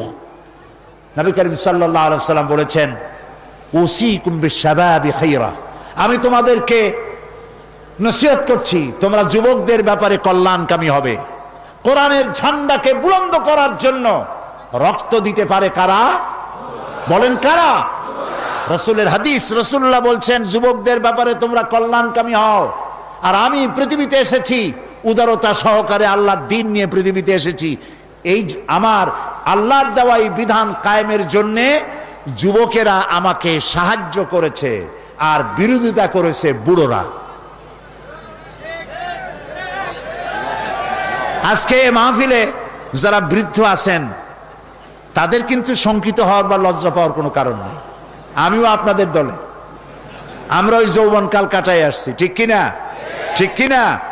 যৌবনকালটা যদি আল্লাহর জন্য কাটায় আসতে পেরে থাকি তাহলে সেখানে আল্লাহ তাআলা আমাদেরকে অবশ্যই পুরস্কৃত করবেন ইনশাআল্লাহ। বলি ইনশাআল্লাহ। আমরা যদি ইতিহাসের দিকে তাকাই তাহলে দেখতে পাবো বিরোধিতা করেছে বুড়োরা আর সহযোগিতা করেছে যুবকেরা। আবু জাহাল, আবু লাহাব, উতবা, সাইবা, মুগিরা, যত কাফের বয়স সব 40-এর ওপরে। আর যারা ঈমান আনলো, ইসলাম কবুল করলো, রাসূলের সহযোগিতা করলেন, মার খাইলেন, তারা সব 40-এর নিচে। হযরত আবু বকর রাদিয়াল্লাহু তাআলা আনহু যখন ইসলাম কবুল করেন বয়স ছিল তার 37 বছর। ওমর রাদিয়াল্লাহু তাআলা আনহু ইসলাম কবুল করার সময় বয়স ছিল 26 বছর। জুবাইর ইবনুল আওয়াম এবং আব্দুর রহমান বিন আউফ রাদিয়াল্লাহু তাআলা আনহুমা যখন ইসলাম কবুল করেছিলেন বয়স ছিল 17 বছর। হযরত আলী যখন ইসলাম কবুল করেন বয়স ছিল তখন তার 8.5 বছর। এসব তরুণ, কিশোর আর যুবকেরা আল্লাহর দ্বীন প্রতিষ্ঠার জন্য নবীকে সাহায্য করেছিলেন, আর বুড়োরা বিরোধিতা করেছিল।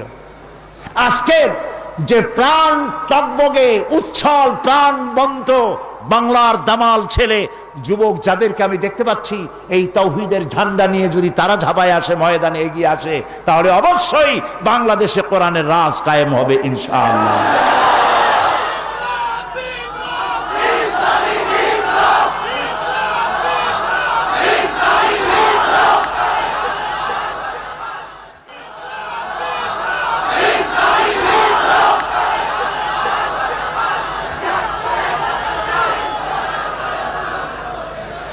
প্রিয় ভাই সব,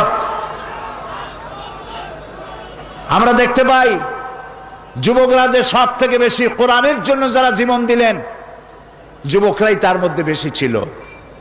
হযরতে আব্দুল্লাহ, যার নাম ছিল আব্দুল উজ্জা, আব্দুল উজ্জা বয়স ছিল 20 বছর। নবী করিম সাল্লাল্লাহু আলাইহি সাল্লামের পর ঈমান আনার জন্য মন ছিল তার খুবই কাতর, কিন্তু চাচার অধীনে ছিলেন বলে তিনি আসতে পারতেছিলেন না। নবী করিম সাল্লাল্লাহু আলাইহি সাল্লাম হিজরত করলেন। আব্দুল উজ্জার মন কাঁদতে লাগলো যে ইসলাম কবুল করতে পারলাম না। তিনি চলে গেলেন চাচার কাছে, বললেন, চাচা, মুহাম্মদ সাল্লাল্লাহু আলাইহি সাল্লাম যে আখিরি জামানার পয়গম্বর, সে ব্যাপারে আপনার মত কি? তিনি বললেন, আমারও তো তাই মনে হয়। আচ্ছা, আপনি কি ঈমান আনবেন? কয় না, ঈমান আনবো না। আব্দুল উজ্জা বলল, আমি তো চিন্তা করছিলাম আপনি ঈমান আনবেন, আর তাই দেখে আমি ঈমান আনবো, কিন্তু আমার তো কপাল খারাপ, আপনি ঈমান আনলেন না। তাহলে আপনি সাক্ষী থাকুন, আমি কিন্তু মুসলমান আগেই হয়ে গেছি মনে মনে। আপনারে শুনাইয়া পড়লাম, লা ইলাহা ইল্লাল্লাহু মুহাম্মাদুর রাসূলুল্লাহ। চাচা বলছে, ভাতিজা তুমি কি জানো এটার পরিণতি কি? কয় না, জানি না। কয়টার পরিণতি হলো, তোমার বাড়ি ঘর জায়গা জমিন উট ছাগল যা দিছি সব আমার, এগুলো সব ফেরত দিতে হবে। তিনি বললেন, সব ফেরত দেওয়ার জন্য আমি প্রস্তুত। চাচা বলল, শুধু তাই না, তোমার পরনে যে কাপড় আছে, গায়ে জামা আছে, ওটাও আমার দেওয়া, এটাও দিয়ে ফেরত দিতে হবে। অবলীলাক্রমে মুখ বুঝে আব্দুল্লাহ গায়ের জামা পরনের লুঙ্গি খুলে দিয়ে দিল। না, হাদিস। আব্দুল্লাহ, আব্দুল উজ্জা তখন নাম, তিনি এই ল্যাংটা অবস্থায় মায়ের কাছে গিয়ে হাজির হলেন। মা তার উলঙ্গ যুবক ছেলেকে দেখে 2 হাতে চোখ চেপে ধরেছেন, নিজের চোখ। বললেন, তোমার এই দুর্দশা কেন? ছেলে বলল, মা, ঈমান আনতে গিয়ে সব হারাইছি, কিন্তু ঈমান হারাই নাই। তুমি আমার কাছে কি চাও? আব্দুল্লাহ বলল, আব্দুল উজ্জা বললেন, কিছু চাই না মা, আমি এই দেশে থাকতে পারবো না, আমি চলে যেতে চাই আমার মাহবুব সরওয়ারে কায়নাত মুহাম্মদ রাসূলুল্লাহ সাল্লাল্লাহু আলাইহি ওয়াসাল্লামের মদিনায় যাইতে চাই, কিন্তু আমি ল্যাংটা যাব কেমনে? আমার একটু কাপড় দেন। মা বলল, আমার কাছে তো অতিরিক্ত কাপড় নাই, আছে একটা ছেঁড়া কম্বল। দেন সেইটা। ছেঁড়া কম্বলটা পরলেন, সেটা হাঁটু ঢাকলো না। এই অবস্থায় পায়ে হেঁটে দিনের পর দিন খেয়ে না খেয়ে যুবক আব্দুল্লাহ, আব্দুল উজ্জা চলে গেলেন মসজিদে নববীতে। মসজিদে নববীতে বসে আছেন, হাঁটুর উপরে কাপড়, যুবক বসা, মাথার চুল উস্কো খুস্কো, ক্ষুদায় চক্ষু কোটরগত। হযরতে নবী করিম সাল্লাল্লাহু আলাইহি ওয়াসাল্লাম হুজরা থেকে বেরিয়ে এসে তার দিকেই নজর পড়েছেন। জিজ্ঞেস করলেন, তুমি কে? তোমার এই অবস্থা কেন? আব্দুল উজ্জা নিজের নাম বললেন আর ঘটনা শুনাইলেন। নবী করিম সাল্লাল্লাহু আলাইহি ওয়াসাল্লাম বললেন, তোমার নাম আব্দুল উজ্জা নয়, তোমার নাম আব্দুল্লাহ। আসহাবে সুফফা তাদেরকে বললেন, একে কোরআন শরীফ শিখাও। আসহাবে সুফফা তাকে কোরআন শরীফ শিখাইতো। এবং তিনি কোরআন শরীফ চিল্লায় চিল্লায় পড়তেন, জোরে জোরে পড়তেন। আসহাবে সুফফা নবী করিম সাল্লাল্লাহু আলাইহি ওয়াসাল্লামকে অভিযোগ করলেন যে তার চিল্লানির জ্বালায় আমরা ঘুমাইতে পারি না।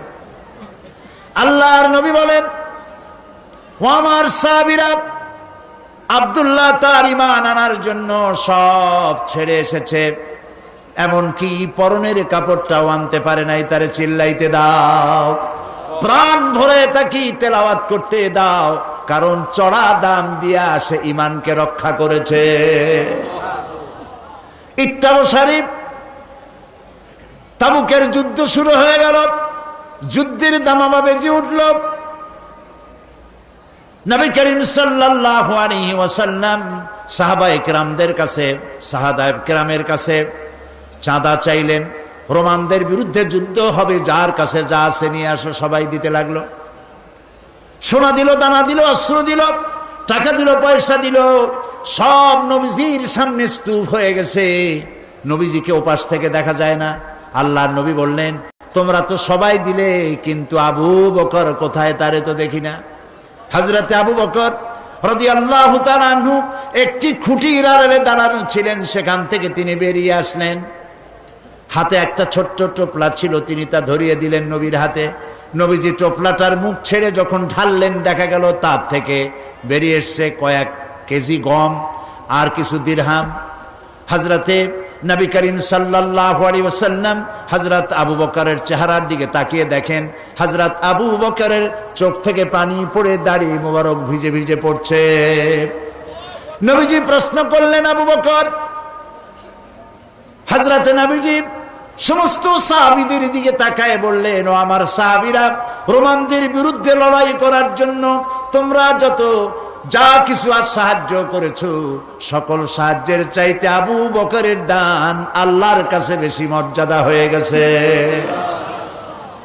তাদের ধারণা হলো, তা কেমনে হলো, এত এত দিলাম। নবীজি জিজ্ঞেস করলেন, ওমর কত দিছো, বাড়ি কত? ওসমান কত দিছো, বাড়ি কত?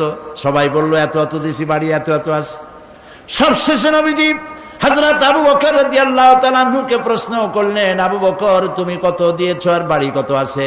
হযরত আবু বকর রাদিয়াল্লাহু তাআলা আনহু বললেন, ইয়া রাসূলুল্লাহি, আবু বকরের ঘরে জাগতিক সম্পদ বলতে যা বুঝায় সব এনে নবীজির কদম মোবারকে হাজির করে দিয়েছি। আমি আবু বকরের ঘরে আল্লাহ এবং রাসূল ছাড়া কোনো জিনিস আর এখন বাকি নাই।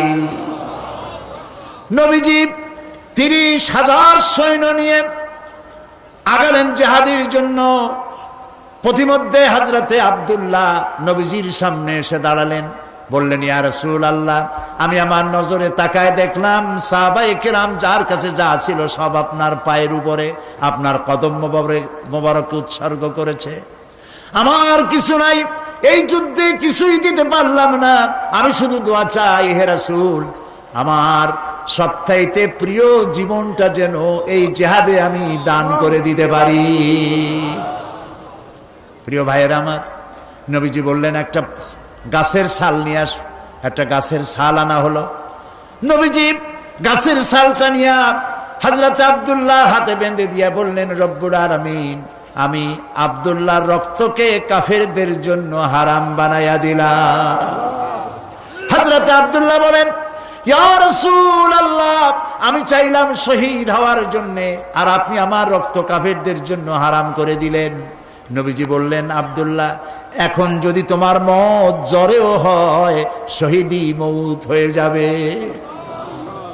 নবী করিম সাল্লাল্লাহু আলাইহি সাল্লাম রোমানদের সাথে লড়াই করার জন্য চলে গেলেন তাবুকে। রোমান সৈন্যরা যখন শুনেছে যে আল্লাহর নবী নিজে আসতেছেন আর তার সাথে রয়েছে 30,000 সৈন্য, 2 লক্ষ কাফের সৈন্য সমানে পালাইছে উল্টা দিকে, জিহাদের ময়দানে আর আসে নাই। রাসূলুল্লাহ তাবুকে পৌঁছে গেলেন। 20 দিন এখানে তিনি অপেক্ষা করলেন। একদিন নবীজির কানে খবর এলো, কেউ এসে খবর দিলেন, ইয়া রাসূলুল্লাহ, আপনি যে আব্দুল্লাহকে মোহব্বত করেছিলেন, গাছের ছাল পরায় দিয়েছিলেন, সেই আব্দুল্লাহ কয়েকদিন জ্বরে ভুগে এই গত রাত্রে ইন্তেকাল করেছেন। নবীজি বললেন, তাকে দাফনের ব্যবস্থা করো। কাফন পরানো হলো, দাফনের ব্যবস্থা করা হলো। কবরের ভিতরে একজন নামলেন, আর দুইজন বহন করে নিয়ে এলো লাশ। একজনে একটা বাতি ধরায় রাখলো, রাতের বেলায় টিম টিম করে বাতি জ্বলে। যিনি কবরে নেমেছেন তিনি বলছেন, তোমরা যে লাশ বহন করে আনতেছো, এই লাশের প্রতি তোমাদের ভাইয়ের প্রতি আদব করো, যত্ন করো, সম্মান করে নিয়ে এসো, আদবের সাথে নামাও। যিনি কবরের ভেতরে বসে এই লাশ ধরলেন তিনি আর কেউ নয়, বিশ্বনবী মুহাম্মদুর রাসূলুল্লাহ সাল্লাল্লাহু আলাইহি সাল্লাম নিজে কবরে দাঁড়ায়া লাশ নামাইয়া দিলেন। যারা লাশ বহন করে আনলেন তারা ছিলেন হযরত আবু বকর, হযরত ওমর রাদিয়াল্লাহু তাআলা আনহুমা।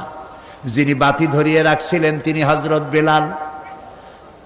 নবী করিম সাল্লাল্লাহু আলাইহি সাল্লাম নিজ হাতে আব্দুল্লাহকে শোয়াই দিয়া কবরের উপরে সে মাটি দিয়ে নবীজি দুই হাত আল্লাহর দরবারে উঁচু করে বলেন, রব্বুল আলামিন, এই কবরের মধ্যে আব্দুল্লাহকে শোয়াই দিলাম। আজকের সন্ধ্যা পর্যন্ত আমি তোমার রাসূল আব্দুল্লাহর উপরে রাজি ছিলাম, আল্লাহ তুমি আব্দুল্লাহর উপরে রাজি আর খুশি হয়ে যাও। হযরত আব্দুল্লাহ ইবনে মাসউদ রাদিয়াল্লাহু তাআলা আনহু সেখানে দাঁড়ানো ছিলেন। তিনি বলতেছিলেন, আহারে, আজ যদি আব্দুল্লাহর লাশ না হয়ে আমার লাশ হইতো, আমার ভাগ্যটা খুলে যেত। প্রিয় ভাইয়েরা আমার, যারা আল্লাহর দ্বীনের জন্য জীবন দিলেন তারা যুবক ছিলেন। এই যুবকেরা আল্লাহর দ্বীন প্রতিষ্ঠার জন্য স্ত্রীর মায়া ভুলে গিয়েছে, মায়ের মায়া ভুলে গেছে, বাপ মায়ের মায়া ভুলে গেছেন। কোরআন প্রতিষ্ঠার জন্য জান মাল সকল কিছুকে উৎসর্গ করে তারা ময়দানে নেমেছেন। এই রক্তের উপর ইসলামের পতাকাকে আল্লাহ উড্ডীন করে দিয়ে মদিনায় আল্লাহ দ্বীন প্রতিষ্ঠা করে দিয়েছিলেন। আর যদি পৃথিবীর দ্বিতীয় বৃহত্তম মুসলিম দেশ, এই দেশে যদি আমরা কোরআনের পতাকাকে উড্ডীন করতে চাই, তাহলে যুবকদেরকে ময়দানে আগায় আসতে হবে, যুবকদেরকে এগিয়ে আসতে হবে। তাওহীদ এবং বেদাত, তাওহীদ এবং তাওহীদকে প্রতিষ্ঠিত করার জন্য শিরক এবং বেদাতকে নির্মূল করে দিয়ে আল্লাহর দ্বীন প্রতিষ্ঠার জন্য আগায় আসতে হবে। তাহলে আশা করা যায় পৃথিবীতে এই গোটা বিশ্বের ভিতরে দ্বিতীয় বৃহত্তম মুসলিম দেশ, এদেশে আল্লাহর কালেমার পতাকা একদিন উড়বেই উড়বে ইনশাআল্লাহ। আমরা কি সেই আল্লাহর দ্বীনের পতাকা, কোরআনের পতাকা আমাদের দেশে উঠুক, এটা কি আমরা চাই? বলেন, এটা কি আমরা চাই? প্রিয় ভাই সব, কোরআনের আইন প্রতিষ্ঠার জন্য শুধু ওয়াজ শুনলে হবে না, আন্দোলনের শরীক হতে হবে। রাজি আছেন আপনারা? কোরআন প্রতিষ্ঠার আন্দোলনে শরীক হতে হবে। কোরআন যারা প্রতিষ্ঠা করতে চায় তাদের সাথে শরীক হতে হবে। অনেকে বলে যে এত দল, আমরা কোন দিকে যাব? বলেন এরকম ইসলামের অনেকগুলি দল, আমরা কোন দিকে যাব? এরা খুব চালাক মানুষ। এত দল তাতে আপনার দরকার কি? আপনার যখন অসুখ হয় তখন ডাক্তারের কাছে যান, রুগী আপনার অসুখ দেখাইতে। এ কথা তো বলেন না যে এত ডাক্তার চট্টগ্রাম শহরে, গিন্নার চোটে কোনো ডাক্তারের কাছে যায়নি। এটা আপনারা বলেন নাকি? কেস হয়েছে, মামলা হবে, এই মামলার জন্য উকিল ধরতে হবে। এখন আপনি দেখেন এত উকিল, কাজে কোনো উকিলের কাছে যাব না, এরকম কোনো পাগলে করে নাকি? দল অনেক আছে, তাতে কি হয়েছে? সেই দলের সাথী আপনারা হন। আপনাকে বেছে নিতে হবে ভালো উকিলকে, আপনাকে বাঁচতে হবে যে ভালো ডাক্তারকে। আন্দোলন খুঁজতে হবে, কোন আন্দোলনে কোন দলে গেলে পরে আপনার কোরআনের রাজ বাংলাদেশে কায়েম হতে পারে, সেটা আপনাকে বেছে নিতে হবে। দল তো অনেকগুলি তৈরি হয়ে গেছে। প্রিয় ভাই সব, ইসলামী আন্দোলন যারা এই দেশে করে, যারা জান দিল, রক্ত দিল, জীবন দিয়েছে, এবং যারা প্রমাণ করতে পেরেছে যে দেশ আমরা হাতে পেলে দেশ চালাইতে পারি, প্রমাণ পাইছেন না আপনারা ইতিমধ্যে? বলেন, পেয়েছেন না? তাহলে ইসলাম প্রতিষ্ঠা যারা করে সেই আন্দোলনে শরীক হতে হবে। লা ইসলামা ইল্লা বিল জামা, ওয়ালা জামা ইল্লা বিল ইমারা, ওয়ালা ইমারা ইল্লা বিত তাআ। সংগঠন ছাড়া ইসলাম চলতে পারে না। এই জন্য সংগঠনভুক্ত হতে হবে। আমাদের সকলকে ইসলামী সংগঠনভুক্ত হতে হবে। আল্লাহ যেন আমাদেরকে ইসলামী আন্দোলন করার তৌফিক দান করেন, আমাদের সকলকে যেন দ্বীনি আন্দোলনে শরীক হওয়ার তৌফিক আল্লাহ দান করে দেন। প্রিয় ভাই সব, আমি আপনাদেরকে নিয়ে দোয়া করব, আগামীকাল বিস্তারিত আলোচনা করব ইনশাআল্লাহ। এই জন্য যারা দাঁড়ানো আছেন, দাঁড়ানো ভাইয়েরা বসুন। যত মানুষ এখানে দাঁড়ানো আছেন সব ভাইয়েরা বসে পড়ে, মোনাজাতে শরীক হন, সমস্ত ভাইয়েরা বসুন। আর আজকে কয়জন? 3 জন মুসলমান হতে এসেছেন এখানে, অন্য ধর্ম থেকে ইসলাম কবুল করার জন্য এসেছেন। একজনের নাম হলো চন্দন দে, পিতা শ্রী বাসুদে, গ্রাম শাকপুরা, বোয়ালখালী, চট্টগ্রাম। আরেকজনের নাম রিপন দাস, পিতা সুনীল দাস, মাতার নাম আরতি রানী দাস, হিন্দু, বাড়ি মৌলভীবাজার, আর এখানে থাকে চাঁদগাঁওয়ে, চট্টগ্রাম। আরেকজনের নাম খোকন বণিক, পিতা সত্যরঞ্জন বণিক, দক্ষিণ মাইজদি, ধর্ম হিন্দু, বর্তমান নাম পছন্দ করেছে মোহাম্মদ সলিমুল্লাহ।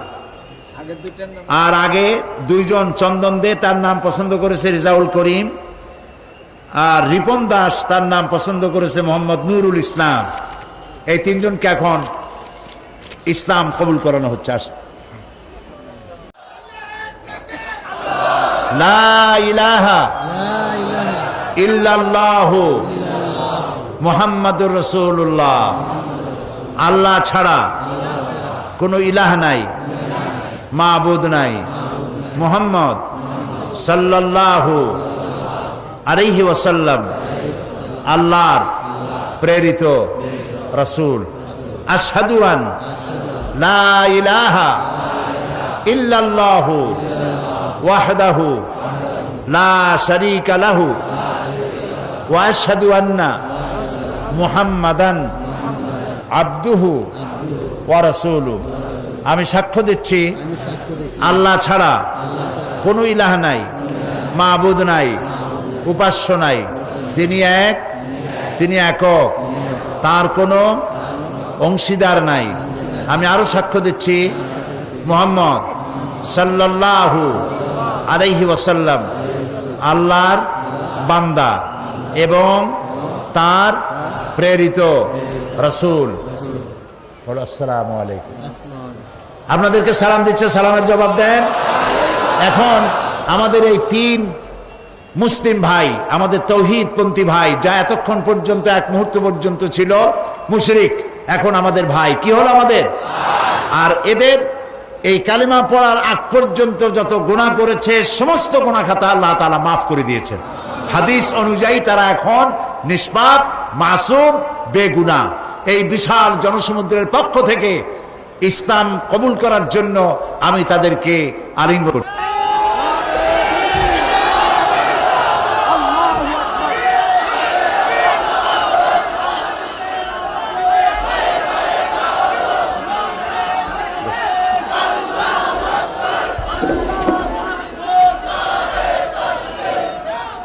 প্রিয় ভাই সব, আপনাদের খেদমতে এখন মোনাজাত করা হবে। মোনাজাতের পর আজান হবে, বা জামাত এশার নামাজ পড়া হবে। গত কয়েকদিনের মতো আজকেও বলতে চাই যে ঢাকা থেকে এবং চট্টগ্রামের বহু সংখ্যক পুস্তক প্রকাশক এই মাহফিলে এসেছে, তারা তাদের বই বিক্রি করার জন্য। এবং এই সবগুলি বই ইসলামের উপরে, কোরআনের উপরে, হাদিসের উপরে, তাওহীদের উপরে। এই বইগুলি আপনারা যাওয়ার সময় কিনে নিয়ে যাবেন। বিশেষ করে কোরআন আলোচনা এইখানে 5 দিন শুনে কিচ্ছুই বোঝা যাবে না। কোরআন সূরা ফাতিহা থেকে সূরা নাস পর্যন্ত সবটা পড়তে হবে। কোরআন শরীফ অর্থ এবং ব্যাখ্যা সহকারে 30 পারা কোরআন শরীফ অর্থ ব্যাখ্যা সহকারে বুঝে পড়বো। এই ব্যাপারে কি আপনারা আমার সাথে ওয়াদা করতে পারেন? কারা কারা পারেন হাত উঁচু করে দেখান তো।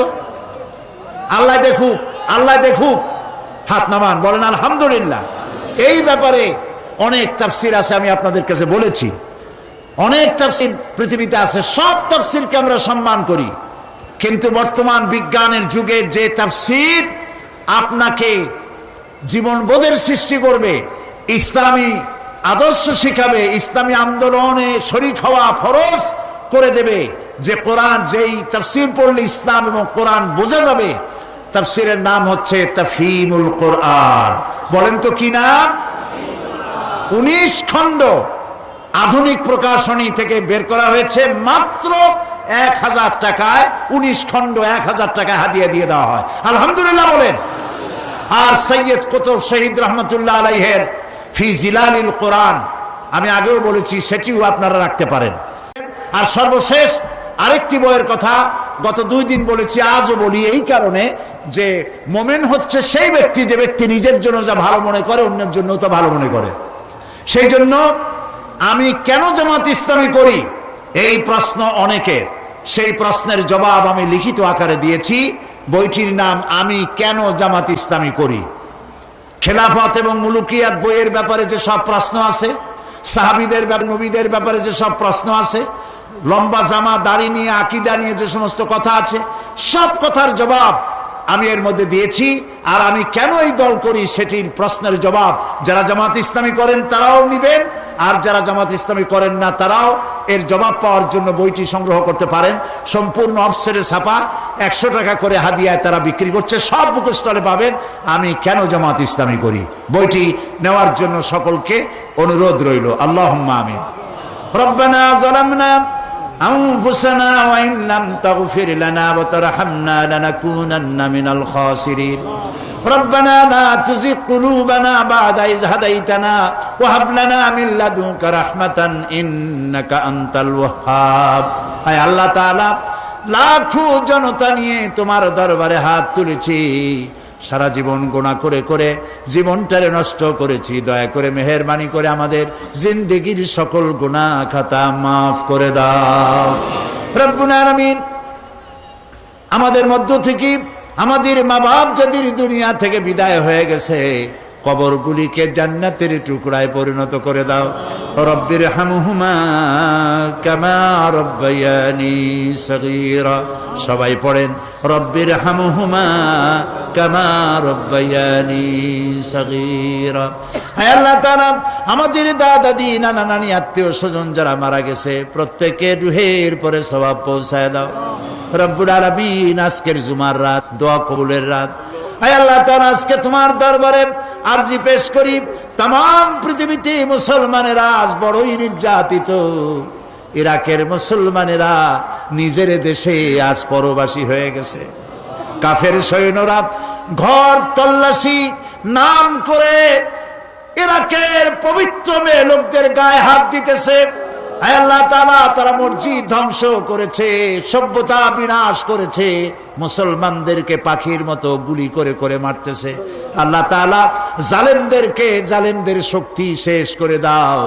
আল্লাহুম্মা ইয়া মুনজিলাল কিতাব ওয়া মুজরিয়াস সাহাব সারিয়াল হিসাব ওয়া হাজিমিল আহজাব اللهم اهزمهم وزلزلهم وانصرنا عليهم اللهم اعز الاسلام والمسلمين اللهم اهلك الكفرة والمبتدعة واليهود والنصارى والمشركين اللهم شتت شملهم اللهم مزق جمعهم اللهم دمر ديارهم اللهم خرب بنيانهم। আল্লাহ তাআলা কাফেরদের পায়ের তলার মাটি তুমি খসায় দাও। বিশ্বব্যাপী কাফেরদের ঐক্যের মধ্যে ফাটল ধরিয়ে দাও। মুসলমানদের ঐক্যকে আল্লাহ দয়া করে মজবুত করে দাও রব্বুল আলামিন। প্যালেস্টাইনের মুসলমানদের দৃশ্য যখন দেখি, কামানের গোলার মোকাবেলা করতেছে কচি কচি বাচ্চা ছেলেরা ইট আর পাথর দিয়া।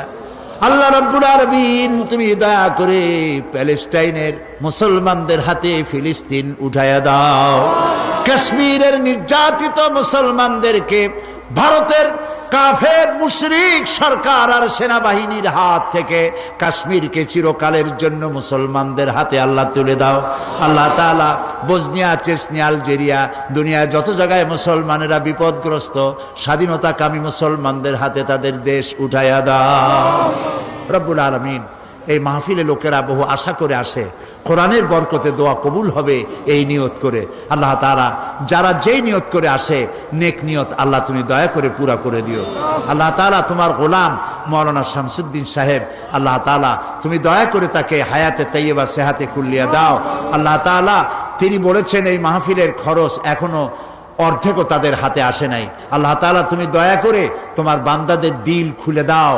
আল্লাহ তাআলা সকলে যেন প্রাণ খুলে এই মাহফিলে সাহায্য করতে পারে, যাতে ঋণগ্রস্ত তারা না থাকে। আল্লাহ তৌফিক তুমি দিয়ে দাও। রব্বুল আলামিন তার সাথী সঙ্গী সমাজ কল্যাণ পরিষদে যারা আছেন সকলের আল্লাহ তুমি রহম করো। রব্বুল আলামিন আজকের মাহফিলে যারা এসেছেন কেউ যেন খালি হাতে ফেরত না যায়। আল্লাহ তাআলা সকলের গুনাহ মাফ করে দাও, সকলের পকেট, সকলের জীবন, সকলের আত্মাকে আল্লাহ ইমান এর রোশনি দিয়া ভরে দাও। আল্লাহ তাআলা বাংলাদেশের বিভিন্ন জেলা থেকে বহু উলামায়ে কেরাম আসছেন, বহুত আলেমে দ্বীন এসেছেন, বহু লোক এসেছেন দেশ থেকে, দেশের বাইরের থেকে। যারা যেভাবে আসছেন আল্লাহ প্রত্যেকের দিলের নিয়ত পুরা করে দাও। আর একটি দিন মাত্র বাকি আছে এই মাহফিলের। আল্লাহ তুমি সেই মাহফিলে আমাদেরকে বলার তৌফিক দাও, আমাদের মানুষদের শোনার তৌফিক দাও, ভাই বোন এবং মা বোনদেরকে এসে শান্তিপূর্ণভাবে বসে কথা শোনার এবং শেষ মোনাজাত করার তৌফিক দান করে দাও। ربنا تقبل منا إنك أنت السميع العليم وتب علينا إنك أنت التواب الرحيم سبحان ربك رب العزة عما يصفون وسلام على المرسلين والحمد لله رب العالمين واجعل آخر كلامنا عند الموت لا إله إلا الله محمد رسول الله। السلام عليكم ورحمة الله।